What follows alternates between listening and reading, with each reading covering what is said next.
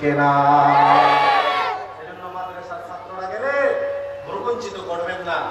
মাদ্রাসার ছাত্ররা গেলে, উলামায়ে কেরাম গেলে দিনের জন্য, মসজিদ মাদ্রাসার জন্য তাদেরকে ফকির বলে আখ্যায়িত করেন না। তারা দুনিয়ার জন্য, নিজেদের জন্য চাচ্ছে না, চাচ্ছে আল্লাহ আল্লাহর রাসূলের দ্বীনের জন্য। ঠিক কি না বলে? এজন্য এটা করবেন না। 5 নাম্বার প্রশ্ন করা হবে, ওয়ামাদা আমিলা ফিমা আলিমা। মাহফিল হয়েছে, কি পর্যন্ত জেনেছো, কতটুকু আমল করেছো? মাহফিলে ছিলে, কতটুকু জেনেছো, কতটুকু আমল করেছো, এই প্রশ্ন করা হবে। এই জন্য আমরা আমাদের দেওয়া সম্পদ, এটা আল্লাহর পক্ষ থেকে নিয়ামত, এটার সঠিক কাজে আমরা ব্যবহার করি। হযরত উসমান রাদিয়াল্লাহু তাআলা আনহুর জীবনের মধ্যে আরেকটা ঘটনা এসেছে। হযরত উসমান রাদিয়াল্লাহু তাআলা আনহুর কাছে একজন গরীব সাহাবী আসলেন, নিজের থেকে না। গরীব সাহাবী প্রথমে গেলেন আল্লাহর রাসূলের কাছে। আল্লাহর রাসূলের কাছে গিয়ে বললেন, ইয়া রাসূলুল্লাহ, আমি বড় অভাব অনটনের মধ্যে আছি, আপনি আমাকে কিছু দেন, আপনি আমাকে কিছু টাকা পয়সা দেন।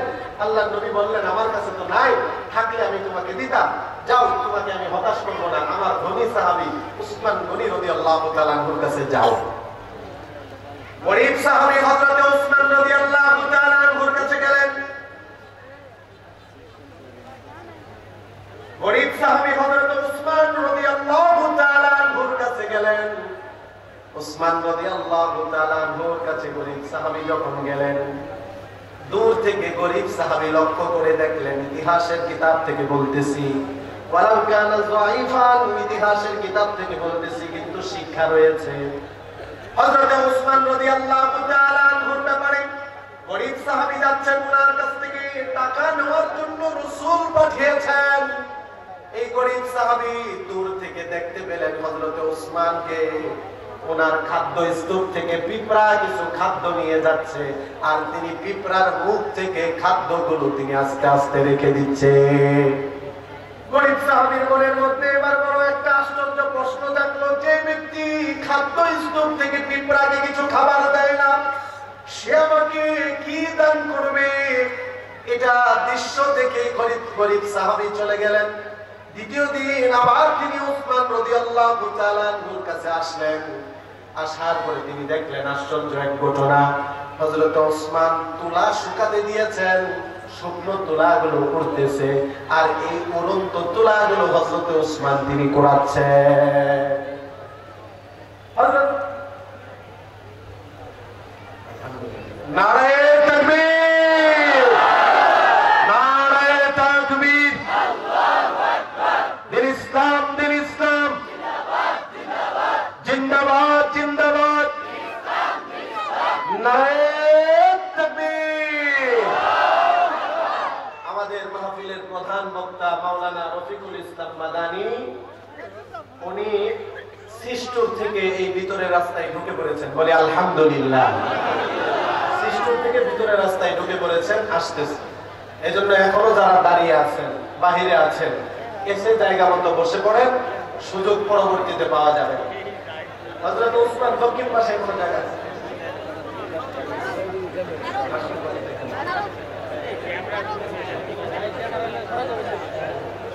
উসমান রাদিয়াল্লাহু তাআলা আনহু, শুনেন ভাই, শুনেন।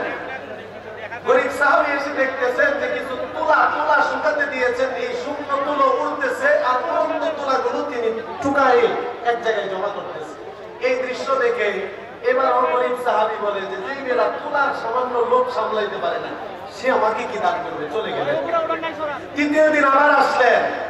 আসার পরে দেখতেছেন যে হযরত উসমান, উনি ওনার এক খাদেমকে বলতেছেন, ধমক দিয়ে দিয়ে বলতেছেন, গতকালকে রাত্রে তুমি বাতি জ্বালিয়েছো, কুপি জ্বালিয়েছো, এই বাতি বা কুপির সলিতা এত বড় ছিল কেন? এখন আপনারা জানেন, কুপি বা বাতির সলটা যদি বড় থাকে, কেরোসিনও বেশি লাগে, ঠিক কিনা বলে? এই কথাগুলো শুনে এই লোকটা চলে গেছে। চতুর্থ দিন হযরত উসমানের কাছে আসলেন, এসে বলতেছেন, উসমান, আমি নবীজির কাছে গিয়েছিলাম অভাব অনটনের অভিযোগ নিয়ে, রাসূল আমাকে আপনার কাছে পাঠাইছেন, আপনি আমাকে কিছু দান করেন। হযরত উসমান রাদিয়াল্লাহু তাআলা আনহু, তিনি তাকে 3000 দিরহাম নগদ দান করে দিলেন।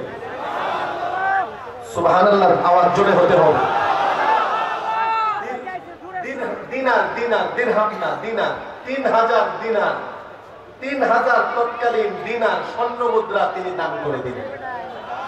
গরিব লোক পর আশ্চর্য হয়ে গেলেন, এত টাকা আপনি আমাকে দান করলেন।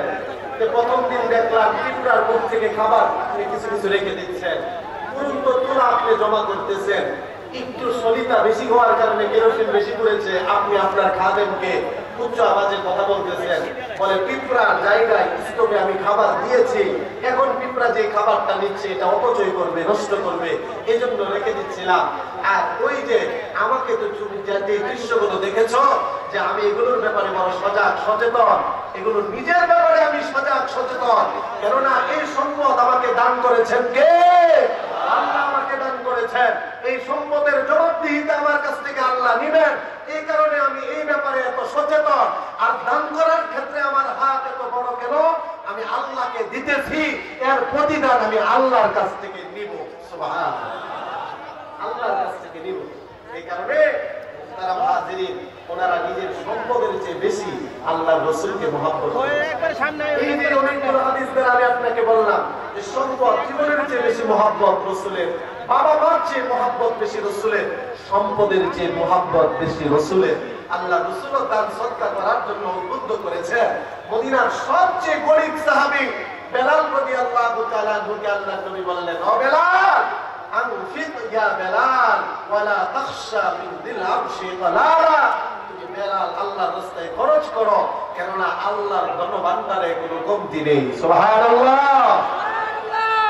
তারা হাজিরিন আমার যুবক ভাইরা, কলিজার টুকরা যুবক ভাইরা, মুরব্বি বাবারা আমার, এবার আপনাদেরকে আমি আরেকটা কথা বলতেছি। ওই হাদিস, যে হাদিস আমি আপনাদের সামনে পাঠ করেছিলাম, মান বানা লিল্লাহ, নবীজি বলেন, মান বানা লিল্লাহি মাসজিদান বানাল্লাহু লাহু বাইতান ফিল জান্নাহ, আল্লাহর সন্তুষ্টির জন্য যে মসজিদ বানাবে, আল্লাহ তার জন্য জান্নাতে একটা বালাখানা বানাবে। বলবেন, হুজুর আমি তো একা একটা মসজিদ বানাতে সক্ষম না, হুজুর আমি তো একা একটা মাদ্রাসা বানাতে সক্ষম না, তাহলে কি আমরা এই সওয়াবের অধিকারী, এই ফজিলতের অধিকারী আমরা হব না? একা আপনাকে বানাতে হবে এটা শর্ত না। যার সামর্থ্য আছে সে একা মসজিদ মাদ্রাসা বানাবে, যার সামর্থ্য নেই, যতটুকু তৌফিক আছে তৌফিক অনুযায়ী ততটুকু খরচ করবে, সমপরিমাণ সওয়াব পুরস্কার যিনি দিবেন তিনি কে? বাদশাহ হারুনুর রশিদের জীবনী আপনারা অনেকেই জানেন। অনেক বড় বাদশা ছিলেন, অনেক বড় বাদশা ছিলেন বাদশাহ হারুনুর রশিদ। জীবনের শেষ প্রান্তে এসে একবার তিনার মনের মধ্যে কল্পনা জাগ্রত হলো, এরাদা হলো, ইচ্ছা জাগ্রত হলো, অনেক কিছুই জীবনে করলাম, এবার আল্লাহর সন্তুষ্টির জন্য আমার উপার্জিত সম্পদ দিয়ে একা আমি একটা মসজিদ নির্মাণ করব। বাদশাহ হারুনুর রশিদ বলতেছে, আমার উপার্জিত সম্পদ দিয়ে একা আমি একটা মসজিদ বানাবো। জীবনের শেষ প্রান্তে এসে ওনার এই ইচ্ছাটা জাগ্রত হলো। আচ্ছা বলেন, বাদশাহ হারুনুর রশিদ একা একটা মসজিদ নির্মাণ করবে, এটা ওনার জন্য সহজ না কঠিন? কথা বলে না, জোরে বলেন, সহজ না কঠিন? জানি আমার আলোচনা হয়তো আপনাদের কষ্ট লাগতেছে, আসতেছে কষ্ট লাগতেছে, চলবে, ঠিক আছে। বাদশাহ হারুনুর রশিদ উনি একা মসজিদ বানাবেন, ওনার জন্য সহজ না কঠিন? উনি বাদশাহ মানুষ, উনি একা বানাইতে পারবেন। আমি চাইলে একা পারবো না, আপনারা অনেকে পারবেন না, আবার আমাদের মধ্যে অনেকে আছে পারবে, বলেন আছে কি নাই? বাদশাহ হারুনুর রশিদ তিনি একা মসজিদ নির্মাণ করবেন ওনার উপার্জিত সম্পদ দিয়ে। বাদশাহ হারুনুর রশিদ ওনার সম্পদ দিয়ে আল্লাহর সন্তুষ্টির জন্য, দুনিয়ার সুনাম সুখ্যাতি পাওয়ার জন্য না। অনেক মানুষ আছে দুনিয়ার সুনাম সুখ্যাতি পাওয়ার জন্য মসজিদ বানায়, অনেক মানুষ আছে দুনিয়ার সুনাম সুখ্যাতি পাওয়ার জন্য সভাপতি হয়, সেক্রেটারি হয়, ক্যাশিয়ার হয়। যারা দুনিয়ার সুনাম সুখ্যাতি পাওয়ার জন্য এগুলো করে, তাদের কোনো পুরস্কার আল্লাহ আখিরাতে রাখবেন না। কথা বলেন ঠিক কি না? দুনিয়ার সুনাম সুখ্যাতি পাওয়ার জন্য মসজিদের দায়িত্ব না, মসজিদের দায়িত্ব হলো আল্লাহর খুশির জন্য। কথা বলেন ঠিক কি না? মসজিদ বানালেন বাদশাহ হারুনুর রশিদ আল্লাহর খুশির জন্য। মসজিদ উদ্বোধন হয়ে গেল, মুসল্লিরা নামাজও শুরু করে দিল। বাদশাহ হারুনুর রশিদ স্বপ্ন যুগে একদিন দেখতেছেন, বাদশাহ হারুনুর রশিদ স্বপ্ন যুগে দেখতেছেন যে তিনি একটা জায়গা দিয়ে যাচ্ছেন আর এর পাশে সুন্দর একটা প্রাসাদ, একটা অট্টালিকা তৈরি করা আছে। সুবহানাল্লাহ। বাদশাহ হারুনুর রশিদ সুন্দর প্রাসাদ আর অট্টালিকা দেখে এটার সামনে গেলেন। সামনে যাওয়ার পরে বাদশাহ হারুনুর রশিদ তিনি তাকিয়ে দেখলেন যে প্রাসাদটা দেখা যাচ্ছে, এই প্রাসাদটা সাধারণ ইট তৈরি দিয়ে তৈরি প্রাসাদ না, জান্নাতের প্রাসাদ। আর সেই প্রাসাদ আল্লাহ বানিয়েছেন স্বর্ণ রূপার ইট দ্বারা তৈরি। হযরত আবু হুরায়রা রাদিয়াল্লাহু তাআলা আনহু আল্লাহর নবীকে প্রশ্ন করলেন, আল জান্নাতু মা বানাউকা ইয়া রাসূলুল্লাহ।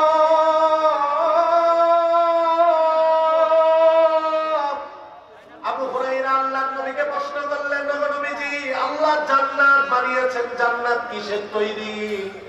নবীজি প্রশ্নের উত্তরে বললেন, মনে রাখার চেষ্টা করবেন, আরবি মনে রাখতে না পারলে সমস্যা নেই, বাংলা মনে রাখবেন।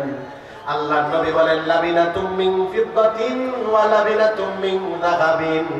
জান্নাত আল্লাহ বানিয়েছেন, একটা ইটা হলো রূপার, আরেকটা ইটা হলো স্বর্ণের। আল্লাহর নবী বলেন, ওয়া মিলাতুহা মিসকুল আসফারু। ও আমার উম্মতেরা, জান্নাতের দুইটার মাঝখানে গাঁথুনি হলো সুগন্ধি মৃগনাভি। সুবহানাল্লাহ। ওয়া হাসবাউহা আল-লুলু ওয়াল ইয়াকুত। জান্নাতের পাথর হবে বরকাসর কেন্দ্রীয় জামে মসজিদে টাইলস করা আছে, জান্নাতেরও পাথর হবে মণিমুক্তা আর দামি ইয়াকুত পাথর। সুবহানাল্লাহ বলেন। তুরবাতুল জাফরান, রাসূলের হাদিস প্রমাণ করে আপনারা বসেছেন মাটির উপর, বালির উপর, জান্নাতের মাটি হবে জাফরানের মাটি। জুড়ে বলেন সুবহানাল্লাহ। বাদশাহ হারুনুর রশিদ স্বপ্ন যুগে ওই প্রাসাদ দেখতেছে, স্বর্ণ রূপার তৈরি প্রাসাদ, ভিতরে মণিমুক্তা দিয়ে তৈরি জান্নাতের প্রাসাদ। বাদশাহ হারুনুর রশিদ দেখে, কাছে যাওয়ার পরে বাদশাহ হারুনুর রশিদ দেখতে পেল প্রাসাদের সামনে সুন্দর করে তার নাম লেখা আছে। এবার প্রাসাদের ভিতরে ঢুকতে যাবে, প্রবেশ করবে।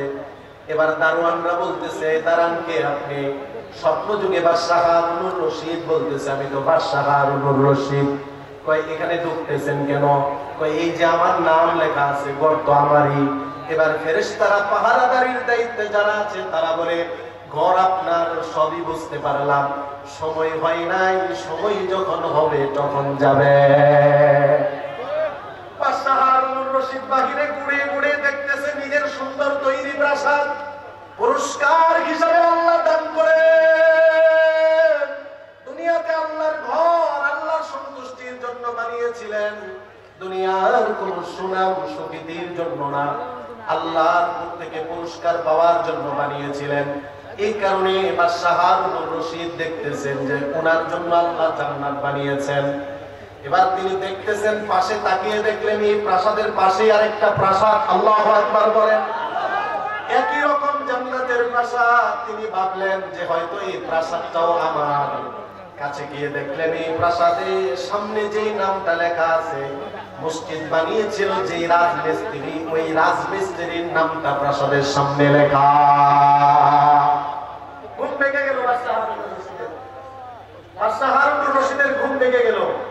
এবার তিনি স্বপ্ন ভেঙে যাওয়ার পরে সকালবেলা ওই যে রাজমিস্ত্রি যে মসজিদ বানিয়েছে ডাক দিয়ে, সত্য করে বলবা আমি যে একটা মসজিদ বানাইছি আল্লাহ সন্তুষ্টির জন্য, তুমিও কি মসজিদ বানিয়েছ?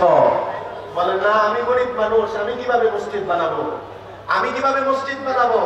তো তাহলে কয় যে আপনি মসজিদ যখন নির্মাণ করেছেন অনেকগুলো পাথরের স্তূপে আমি আমার সাধ্য মতো কয়েকটা পাথর এনে রেখেছিলাম। সুবহানাল্লাহ। এই জন্য 1 লক্ষ 2 লক্ষ 50,000 না, যার যতটুকু তৌফিক আছে, সামর্থ্য আছে মসজিদের নির্মাণ কাজে, সে ততটুকু দান করলে সমপরিমাণ সব যিনি দান করবেন তিনি কে? এই জন্য আজকের এই ইসলামী মহাসম্মেলনে বরকাসর কেন্দ্রীয় জামি মসজিদের উন্নয়ন প্রকল্পে আমরা এই মসজিদে কিছু দান করতে রাজি আছি ইনশাআল্লাহ। ও ভাইরা, অনেকের মা নেই, বাবা নেই, আমি আপনাদের জন্য, আপনাদের মা বাবার জন্য দোয়া করব। আমাদের রফিকুল ইসলাম মাদানী সাহেব মুসাফির মানুষ, দোয়া করবে আমি বলবো। অনেকের মা কবরে, বাবা কবরে, মার জন্য বাবার জন্য আপনারা কিছু দান করবেন তো ইনশাআল্লাহ?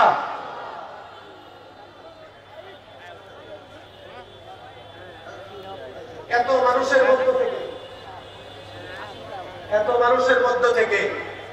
মানুষের মধ্য থেকে আমি অনুরোধ করব, বেশি না, আমি 4 জন ব্যক্তি চাই। আপনারা জোরে উচ্চ আওয়াজে বলবেন আসমানি অবতীর্ণ বড় বড় কিতাব কয়টি? জোরে বলেন কয়টি? খোলাফায়ে রাশিদিন কয়জন? এবং 4 মাযহাবের 4টা ইমাম। এজন্য আমি আপনাদেরকে এই 4 সংখ্যার সামনে আপনাদের উল্লেখ করে বলতেছি, 4 জন ব্যক্তি যাচ্ছি, বেশি না, 4 জন ব্যক্তি যাচ্ছি এই আজকের ইসলামী মহাসম্মেলনের জন্য। 1 লাখ 2 লাখ টাকা বলবো না। আমি জানি এখানে এমন অনেক সামর্থ্যবান তৌফিক ব্যক্তি আছে, আমি 50,000 টাকা দাবি করলাম। 4 জন ব্যক্তি দোয়া করব, আল্লাহ তাআলা 4 জন জান্নাতের সার্টিফিকেট সাহাবীর সাথে আল্লাহ তাআলা ওনাদের জান্নাত করে দিবেন। আমিন বলেন। 4 জন এমন হৃদয়বান ব্যক্তি প্রথমে চাচ্ছি। হযরতে সিদ্দিক আকবর রাদিয়াল্লাহু তাআলা আনহুর ভূমিকায় হযরতে সিদ্দিক আকবর রাদিয়াল্লাহু তাআলা আনহুর সাথে জান্নাতে থাকবে এমন একজন প্রথম চাচ্ছি, যে তার মার জন্য, বাবার জন্য এবং সন্তানাদি পরিবার পরিজনের জন্য আখিরাতের সামান তৈরি করার জন্য সদকায়ে জারিয়া হিসেবে প্রথমে একজন নাম চাচ্ছি। 50,000 স্টেজ থেকে চাচ্ছি। আমাদের সম্মানিত দাওয়াতি অতিথিবৃন্দ অনেক বড় বড় লোক আছেন, আমি প্রথমে বড় বড় লোকদের কাছে চাচ্ছি 50,000। কে আছে? একজন। 50,000 নগদ দিতে হবে না, পরে দিবেন যখন একটু সামর্থ্য হবে, সুযোগ হবে, তবে দেওয়ার নিয়ত থাকতে হবে, ঠিক কিনা? শুধুমাত্র লেখাইলাম মানুষকে খুশি করার জন্য, দিলাম না, তাহলে গুনাহগার হবো কিনা? একজন চাচ্ছি প্রথমে 50,000। নাই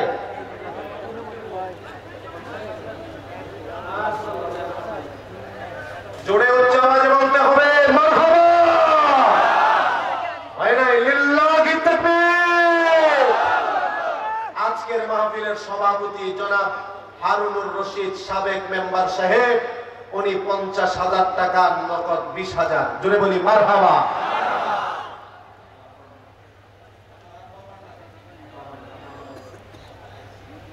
জনাব হারুনুর রশিদ সাহেব আমাদের মসজিদের সভাপতি, আজকের এই মাহফিলের সভাপতি, 50,000 নগদ দিয়ে দিলেন 20,000, বাকিতে 30,000। জোরে বলি মারহাবা।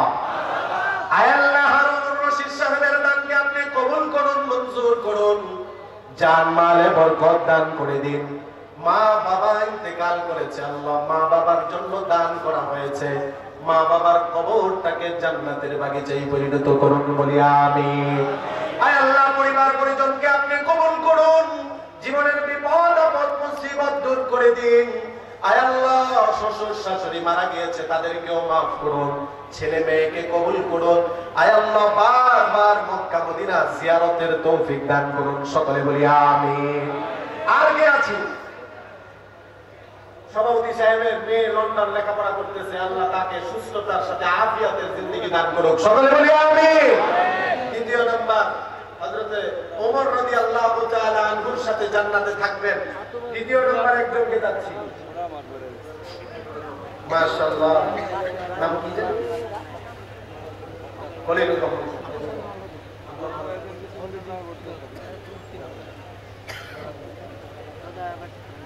আমাদের আজকের মাহফিলের বিশেষ অতিথি জনাব মোহাম্মদ খলিলুর রহমান সাহেব, 50,000 টাকা। এতগুলো মানুষের মধ্য থেকে আওয়াজ আমার পছন্দ হয় নাই, জোরে, আরো জোরে।